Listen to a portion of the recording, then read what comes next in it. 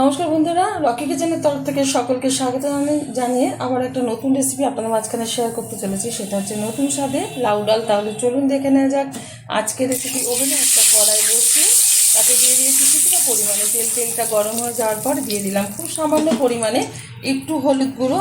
আর এখন আগে থেকেই চিংড়ি মাছটা ভালো করে দিয়ে পরিষ্কার করে নুন হলুদ মাখিয়ে নিয়েছি।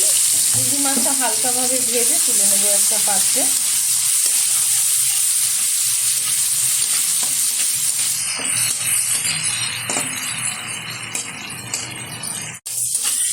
চিংড়ি মাছটা সুন্দরভাবে ভাজা হয়ে গেছে, তুলে নিচ্ছি একটা পাত্রে।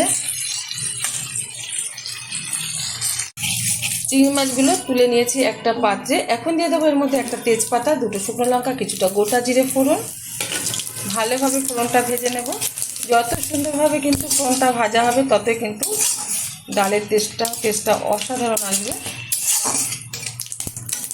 ফোড়ন সেই কারণেই সুন্দরভাবে ভেজে নিতে হয় ডাল করার সময়।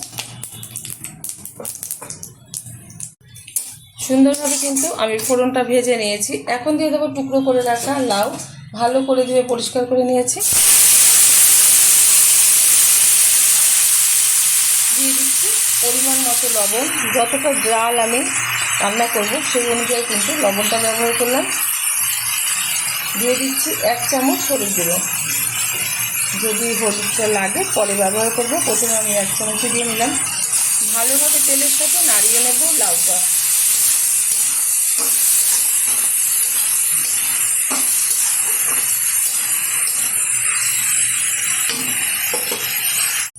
ভালোভাবে কিন্তু 2 মিনিট মতো হাই আছে আমি লাউটা নেড়ে চেড়ে নিয়েছি। তেলের সাথে একটু হালকা ভাজা ভাজা হয়েছে।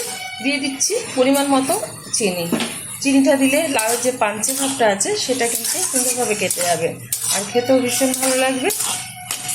এখন দিয়ে দেবো এর মধ্যে সিদ্ধ করে রাখা মুগ মুসুরির ডাল। আমি এই যে সিদ্ধ করে নিয়েছি, পরিমাণ মতো জল দিয়ে এটা কড়াইতে সিদ্ধ করে নিয়েছি। ঢেলে দিচ্ছি। হলুদটা কিন্তু একদমই ঠিকঠাক আছে। দিয়ে দেবো কুচিয়ে রাখা ধনেপাতা। আমার এই রেসিপি যদি আপনাদের ভালো লেগে থাকে আপনারা অবশ্যই আমার চ্যানেলটিকে সাবস্ক্রাইব করবেন, লাইক করবেন, শেয়ার করবেন। নতুন স্বাদে একবার এরকমভাবে লাউ ডাল রান্না করে খেয়ে দেখবেন। আশা করি ভীষণ ভালো লাগবে। প্রত্যেকে ভীষণ ভালো জানেন, তবু আমার স্টাইলে আমি করে থাকি। দিয়ে দিচ্ছি ভেজে রাখা চিংড়ি মাছ।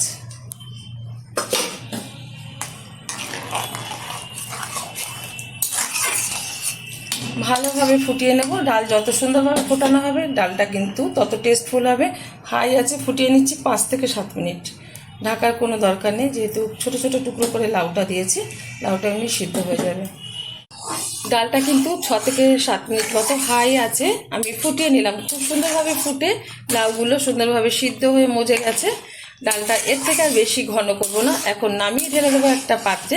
গরম গরম ডাল ভাতের সাথে একটু গন্ধরাজ লেবু ভাতের সাথে সার্ভ করবো। দেখা হবে পরের ভিডিওতে নতুন কোনো রেসিপি নিয়ে। ধন্যবাদ।